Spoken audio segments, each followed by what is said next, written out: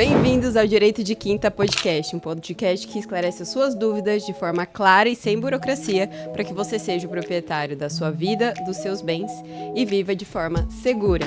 Meu nome é Amanda de Moraes Souza, sou advogada de imóveis e patrimônio familiar e esse é o Leonardo, meu assistente. Olá pessoal, sejam bem-vindos a mais um episódio do Direito de Quinta Podcast. E esse episódio é para você que sabe de alguém ou conhece alguém que está comprando um imóvel na planta ou que pretende comprar um imóvel na planta e quer evitar e fugir de qualquer tipo de consequência de um contrato mal feito, de uma negociação mal feita, né?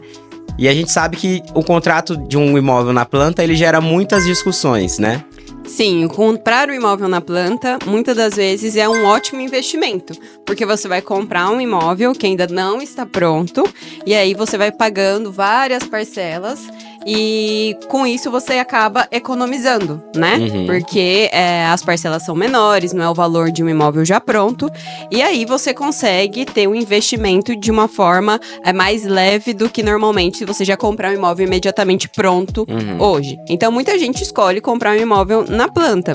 E hoje a gente vai conversar especificamente sobre o atraso do imóvel na planta. Exato. Que é uma das coisas que as pessoas que compram imóvel na planta mais têm medo. Porque existe a possibilidade, sim, do imóvel não ficar pronto, de jeito algum. Como já aconteceu há anos atrás, muitos anos atrás, uma construtora que era muito grande no Brasil acabou falindo porque não conseguiu entregar todos os imóveis que estavam prontos por dívidas trabalhistas e tudo mais. E hoje já existe uma proteção maior para quem quer comprar um imóvel na planta. Não acontece mais como antigamente, se a incorporadora tomar alguns cuidados específicos ali, é muito mais seguro hoje comprar um imóvel na planta. Mas o que mais acontece quando a gente está conversando de imóveis comprados na planta é a questão do atraso na entrega. Né? Então, muito tempo, a gente conhece muitas empresas que geralmente não entregam, atrasam, prometem um prazo que não tem como cumprir.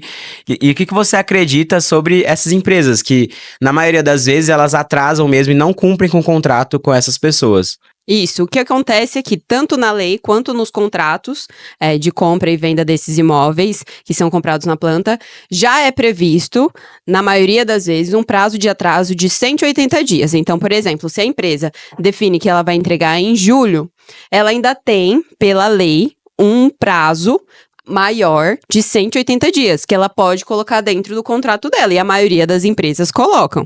Isso quer dizer que, se o imóvel atrasar mais de 180 dias depois daquela data fixada para a entrega do imóvel, não haverá nenhum tipo de cobrança de multa ou indenização porque atrasou esse prazo. Então, quem está comprando um imóvel na planta tem que saber que sim, a data final, então, de entrega que você tem que acreditar como a data fim, não vai ser aquela data que ele coloca como final da obra, mas sim aquela data mais os 180 dias. A partir daquele momento, dos 180 dias passados a data fixada, aí sim você pode requerer algum direito ou pedir tanto para cancelar o contrato, né, que é rescindir o contrato, ou mesmo uma multa por conta desse atraso. Então, o que muita gente às vezes não sabe é que passou desse prazo de 180 dias, ela às vezes não vai ser multada por querer desfazer o contrato, por querer rescindir.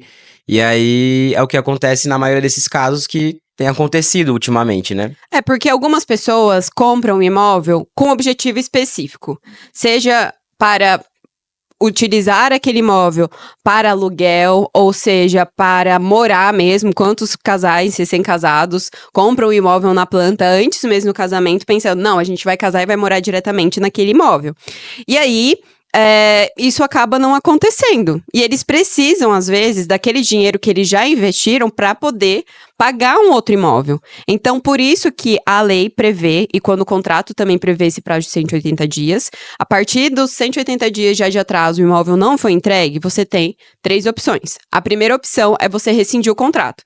Então, você rescinde o contrato e você tem o direito de receber tudo que você já pagou, corrigido monetariamente e ainda uma eventual multa por outro atraso de alguns meses que pode ter atrasado. Vamos supor, passou os 180 dias, você ainda esperou 3 meses e o imóvel ainda não ficou pronto. Você pode pedir a rescisão do contrato, receber o dinheiro de volta, mais a multa desses 3 meses que atrasou. E essa multa está sempre prevista no contrato, tá? Então, assim, resumindo, tem lá a data de entrega do imóvel no contrato. Essa data, ela pode não ser cumprida. Tipo assim, se a empresa não cumprir, não tem problema. O problema é passar os 180 dias depois dessa data. Exatamente. Que isso aí tá previsto em lei. Isso.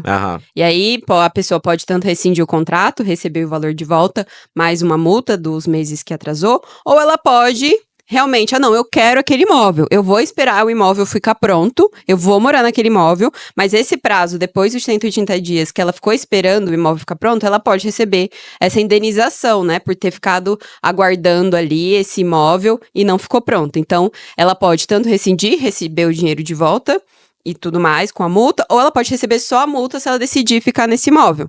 Essa é outra possibilidade que a pessoa tem.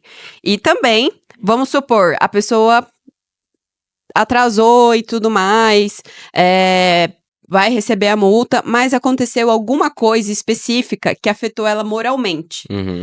Já vi casos que casamentos acabaram por conta de um imóvel atrasado. E se conseguir comprovar realmente que foi gerado por conta desse atraso, ou mesmo a pessoa ficou sem lugar para morar, né? O dinheiro todo estava investido ali e tudo mais, aí é possível ainda entrar com pedido de indenização de danos morais, né, quando fere a moral da pessoa, o psicológico e tudo mais, ou materiais.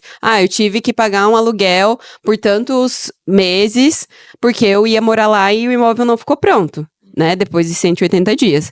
Então, é possível pedir tudo isso judicialmente.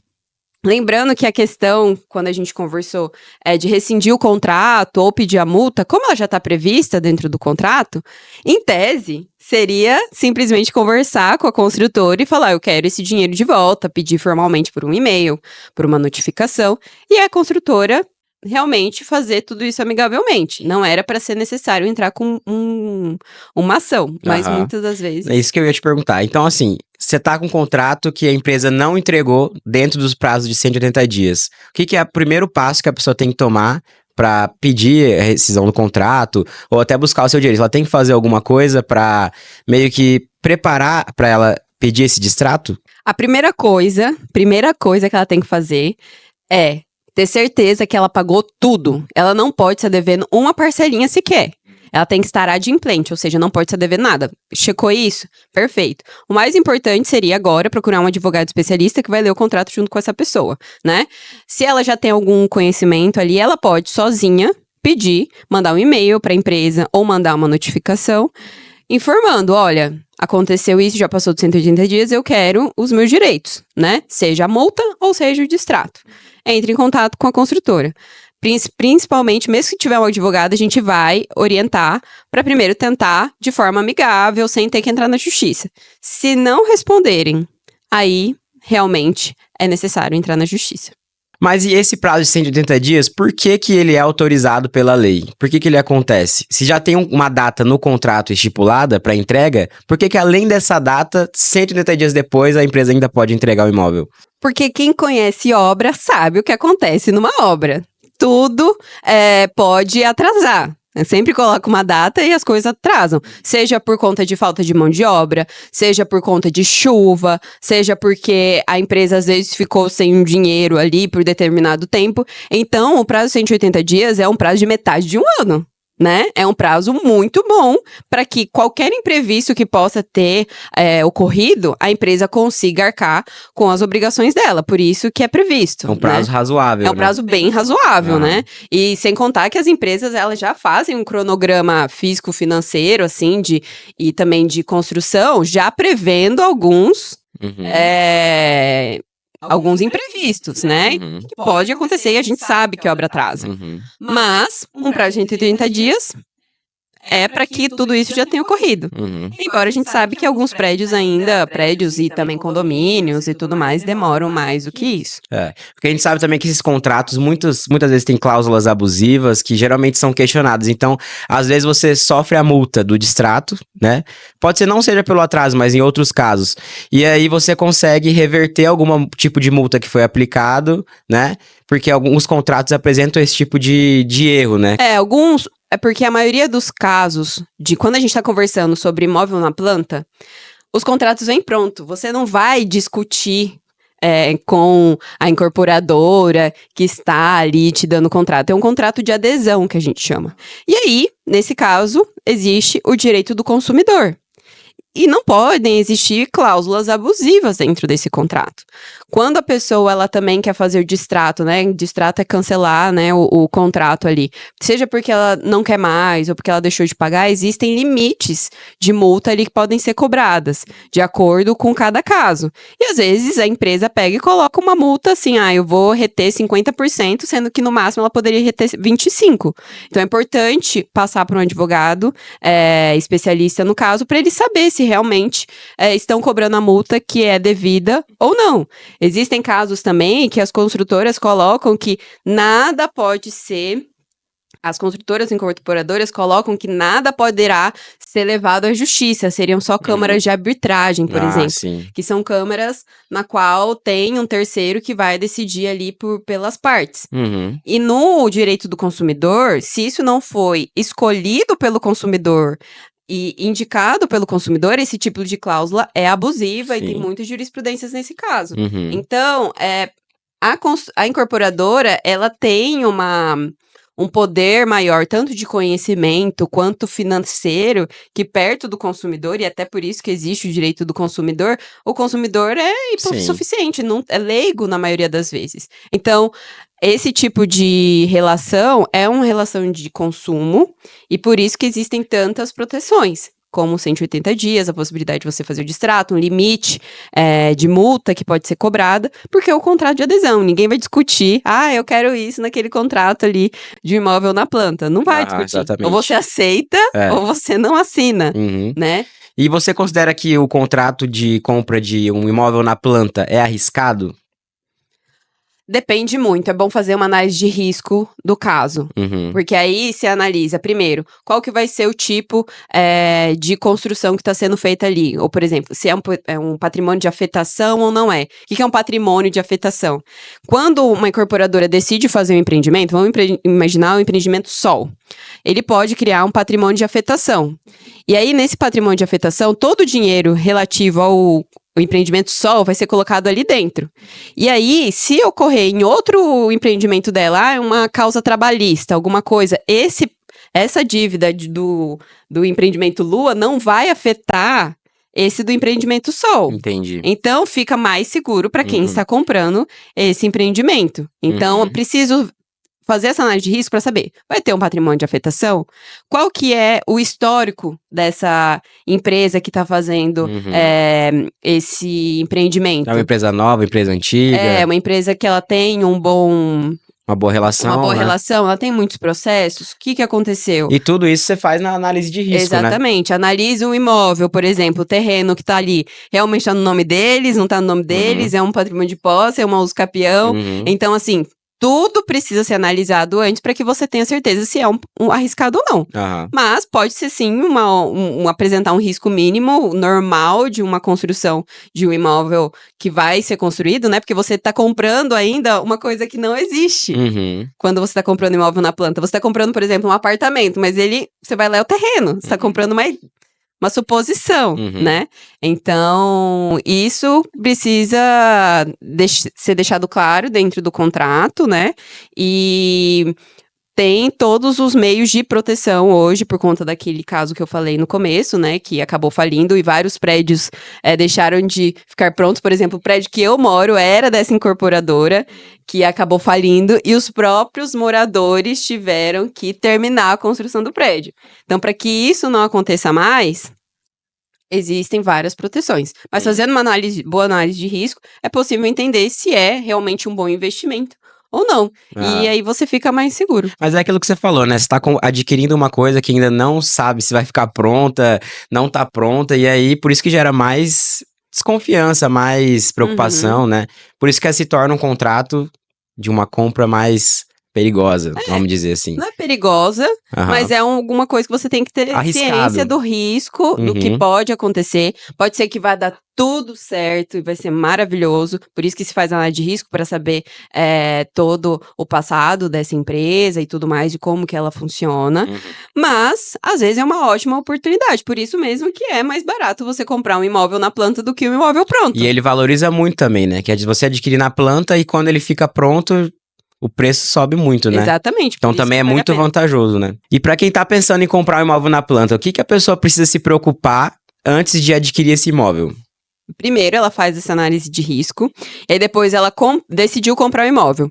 Vai fazendo uma documentação de tudo, ou seja, se tem um folder do imóvel na planta, guarda ele, tira uma foto e guarda. Qualquer notificação que for recebendo na empresa, o imóvel vai ficar pronto em tal local, em tal data. A atualização de quando vai ficando pronto o imóvel. Também guardar todos os contratos assinados e tudo mais, e guardando tudo para que você, mais para frente, se tiver algum problema, você já tem todas as provas. Mas então, tudo que for acontecendo e guardando. Então, assim, era para estar pronto em julho, como eu disse. Qual que era a porcentagem, normalmente as construtoras colocam assim, qual que é a porcentagem de finalização da obra? Qual que é a porcentagem naquela data que era para ficar pronta, né?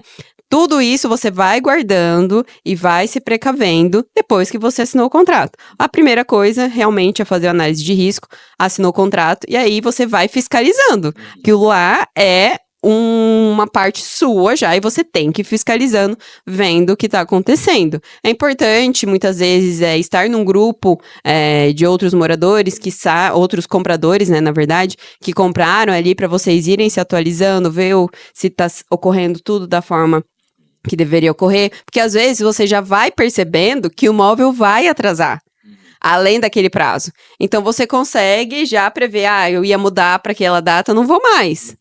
Né? E já juntando prova, por exemplo, vou ter que alugar um outro imóvel, então, para poder aguardar. Vai juntando esse contrato de aluguel, todos os pagamentos, tudo que você vai fazendo durante esse prazo, para que, se você tiver que entrar com uma ação judicial depois, você tem tudo. Conversa com a empresa também. Conversa com a empresa, e-mail, notificação, tudo, e guardando, principalmente de forma que apareça a data e tudo mais, para depois a prova eletrônica, normalmente, ela é um pouco frágil se a gente for apresentar na justiça, porque ela pode ser modificada ali. Prova eletrônica é print de conversa. Essas coisas. Aham.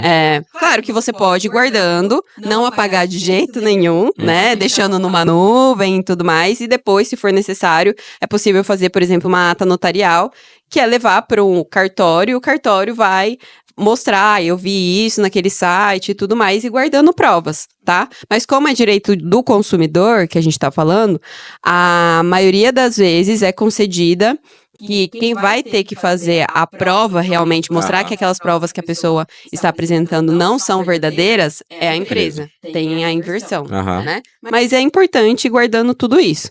E sempre tentar, primeiro, amigavelmente, com a empresa, né, para mostrar a sua boa-fé e tudo mais, e depois entrar no judicial. E sempre com um especialista te orientando para que você fique mais seguro. Uhum. E esse prazo de 180 dias, ele é muito interessante também, que às vezes a pessoa tem interesse em desfazer o negócio, né? E aí o atraso, juntamente com esses 180 dias, pode fazer com que a pessoa receba o dinheiro de volta que ela investiu, né? Corrigido monetariamente, né? Porque tem gente que acaba desistindo no meio do caminho. E se ela desiste no meio do caminho, ela tem que pagar uma multa. Então, se ela der a sorte de depois o imóvel ele não ele não for entregue dentro da data, ele pode receber o dinheiro de volta. Mas também existe a possibilidade de você vender o imóvel que está na planta, repassar para outra pessoa.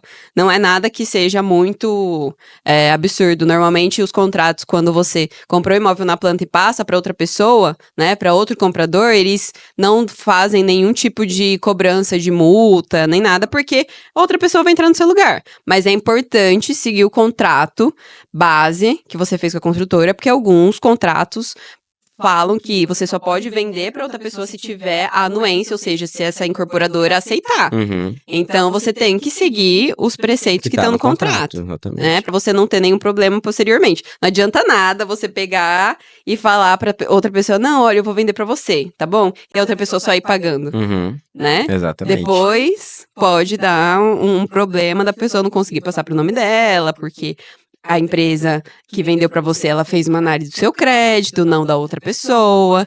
Então, pode ficar bem complicado. Então, é importante seguir tudo o que está previsto ali dentro do Por isso que o conselho sempre é procurar um advogado especialista na área, né? Que vai entender sobre isso e vai evitar esse tipo de problema. E agora a gente vai responder algumas perguntas dos proprietários que acompanham a gente, né? Eu adoro quando mandem perguntas. Quando mandem. Eu adoro quando mandem perguntas. Meu Deus! Quando mandam. Eu adoro quando mandam perguntas. Então, qualquer dúvida que vocês tiverem, seja desse tema ou de outras coisas, podem mandar aqui nos nossos comentários ou no Direito de Quinta, que tem toda quinta-feira lá no meu Instagram. A gente guarda algumas relacionadas aos temas que a gente vai conversar, pra gente conversar aqui no podcast. Então, bora lá. Essa pergunta é da Juliana. Comprei um imóvel na planta que está atrasado. A construtora quer oferecer um desconto no saldo devedor como compensação. Devo aceitar?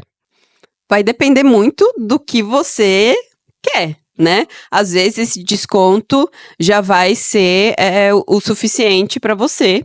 Às vezes ele vai ser melhor do que fazer o pedido de pagamento da multa. Então é preciso colocar na ponta do lápis mesmo para ver quanto que isso vai ser benéfico para você ou não. Tem casos que vão fazer um desconto muito pequeno. O desconto no saldo devedor, ele é interessante, né? Pra quem realmente quer ficar com o imóvel. É importante pedir um cálculo detalhado, né? De quanto que você pagou, quanto que seria o desconto. Isso é uma outra dica também. Conforme você vai pagando as parcelas que você fechou ali, antes mesmo de chegar no final ali, que é para fazer o pagamento total ou de um financiamento, é importante que você vai checando, pedindo o cálculo detalhado de quanto que falta você pagar, quanto você já pagou, sempre pedindo esse documento e guardando, tá? Então, nesse caso, é importante você pedir, se eles falaram, vou dar um desconto, pede o cálculo detalhado de quanto que você já pagou, quanto que seria o desconto, e aí você analisa com o advogado, principalmente, se isso vai ser benéfico para você ou não, se valeria a pena você entrar com o pedido de indenização pela multa que você receberia pelo atraso. E agora a pergunta do Lucas. Minha construtora alega que o atraso foi por causa de chuvas excessivas. Isso é válido? O atraso, por conta de chuvas excessivas, é válido dentro do prazo de 180 dias. Ah, certo. Agora, passou já dos 180 dias, eles querendo falar, não, foi chuva. Ou assim, a questão de pandemia que aconteceu já foi uma coisa mais grave. Então, vieram algumas leis que protegeram e colocaram um prazo maior para entrega, ok. Mas esse prazo de 180 dias já é para cobrir esse tipo de imprevisto, né? Não é para realmente ficar deixando qualquer motivo ser aceito como atraso. Então, se colocou um prazo, passou 180 dias, não adianta falar que ocorreu chuvas, ocorreu, a não ser que seja um grande desastre que realmente vai fazer muita diferença, como, por exemplo, o que aconteceu no Rio Grande do Sul, a pandemia e tudo mais. Mas numa previsão normal, né? Assim, esse ano teve mais chuva do que o ano passado. 180 dias estão aí para isso. Perfeito. E outra pergunta aqui do Gabriel, que é a seguinte. O Gabriel contou aqui que ele adquiriu um imóvel e perto do prazo de entrega do imóvel, a empresa entrou em contato informando que haveria um atraso. E aí, o Gabriel ia pagar de uma forma, com uma carta de crédito, uma parte em dinheiro, e a empresa utilizou essa carta de crédito como se fosse uma desculpa para poder atrasar. E aí colocou como se o Gabriel pedisse esse atraso para entrega, né? Para que ele pudesse pagar com essa carta de crédito. E aí, além disso, ainda mandou um novo contrato prorrogando o prazo de 180 dias. Então, colocando a responsabilidade no próprio comprador, né? Isso precisa ficar muito atento mesmo. Por quê? Se a empresa já sabia que ia ser feito o pagamento com a carta de crédito, está no contrato, ou mesmo está nessas mensagens que foram mandadas, né? Ou tem uma testemunha ali falando assim, não, eu sempre fui pagar com carta de crédito. Todo mundo já sabia, por exemplo, o corretor já sabia. Então, a empresa não pode utilizar disso como um artifício para poder aumentar esse prazo de 180 dias para não pagar a multa. Porque nitidamente foi o que aconteceu, né? Utilizaram de algo que não estava ali, que eles acharam uma brecha para tentar aumentar o prazo, né? Então, o que precisa ser feito antes de falar assim, assino ou não assino? Ou já vou brigando todo mundo. Primeiro, veja se no contrato já estava previsto o pagamento por carta de crédito ou valor à vista, ou alguma coisa que permita que ela realmente... que ele pudesse pagar da forma que já foi acordado anteriormente, tanto no contrato, quanto por testemunha, ou por WhatsApp, telefone não, ligação não, por WhatsApp, e-mail, tudo mais. Se não tiver nada previsto ali falando assim, era só financiamento, aí fica um pouco mais complicado. Talvez seria melhor aceitar o contrato mesmo com esse prazo maior. Agora, se tem provas ali que já sabia desde o início que ia fazer pagamento por carta de crédito e tudo mais, isso é muita má-fé mesmo da empresa, e o normal é não aceitar e mandar uma notificação falando, olha, principalmente com o advogado, informando de tudo o que aconteceu, e aí se a empresa decidir, eu vou rescindir um contrato, fazer distrato e tudo mais, entrar na justiça o mais rápido possível. A empresa claramente abusando da posição dela de... O que acontece muito, assim, tem várias incorporadoras que são realmente muito profissionais e tudo mais, mas são muito grandes e a pessoa sempre tem uma noção de que ela sempre vai cumprir com todos os combinados. E às vezes não acontece, então por isso que é importante você ficar atento com o que está acontecendo, né? Ver realmente se estão cumprindo com as determinações legais ou não, se estão cumprindo o que está no contrato, porque até mesmo o próprio contrato às vezes descumprem, tá?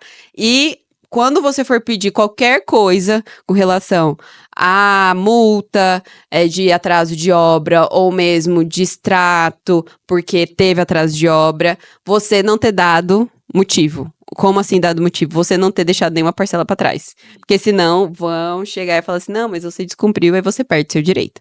Então isso é muito importante de deixar bem claro. Por isso que a gente sempre fala, deixa tudo documentado, não faz nada verbal, manda um e-mail, sabe? Principalmente com uma empresa grande. Manda um e-mail, até com o seu colega do lado, manda por escrito, sabe? E deixa provas, porque depois você pode ter problemas, se só ficou em conversa e tudo mais. Exatamente. Perfeito, Amanda. Acredito que seja mais ou menos isso, né, sobre esse assunto. E nesse episódio deu pra gente destrinchar bem esse assunto, né? O assunto de compra de imóvel na planta, ele tem várias coisas que a gente pode analisar, por exemplo, como fazer análise de risco de imóvel na planta e tudo mais. A gente pode depois vir com um podcast só focado nisso, né? Sobre o que é, o que não é, como que eu sei que é seguro ou não. Mas como é o que tá acontecendo muito agora, que é atraso de entrega de imóveis na planta, é importante a gente trazer esse tema. Então, se você conhece alguém que está passando por isso, manda esse episódio. Manda esse episódio pra pessoa, né? Pra ela já ficar atenta a tudo que ela precisa saber, né? Já ir guardando as provas. Deixando tudo bem certinho. Se você tiver qualquer dúvida, não esqueça de mandar aqui pra gente. Vai ser Exatamente. Vai ser um prazer poder responder. E de outros temas também que vocês gostariam de ouvir aqui no nosso podcast. Lembrando que toda quinta-feira mesmo tem o Direito de Quinta lá no meu Instagram, adv.amandademorais. E a cada 15 dias sai o nosso podcast aqui, quinta-feira, às 18 horas no horário de Brasília. Spotify, YouTube, nosso Instagram, direitodequinta.podcast. E tem também o Instagram do nosso escritório, Moraes Souza ADV. Então lá você vai ficar por dentro de tudo que tá acontecendo, de todos os episódios, né? Exatamente, porque ainda tem o que vai voltar. O julgamento da semana que o Léo fazia, que era muito legal. Exatamente. Então a gente vai conversando sobre tudo e espero que tenha deixado mais claro esse caso que a gente vê tanto acontecer. E você tem direitos, não esqueça Exatamente. disso. Saber ter informação é uma coisa importantíssima e te dá muito poder para poder ter mais segurança com a sua vida e com os seus imóveis. Espero que tenham gostado. Perfeito. Obrigado por assistirem e até a próxima Direito de Quinta Podcast. Até mais. Tchau.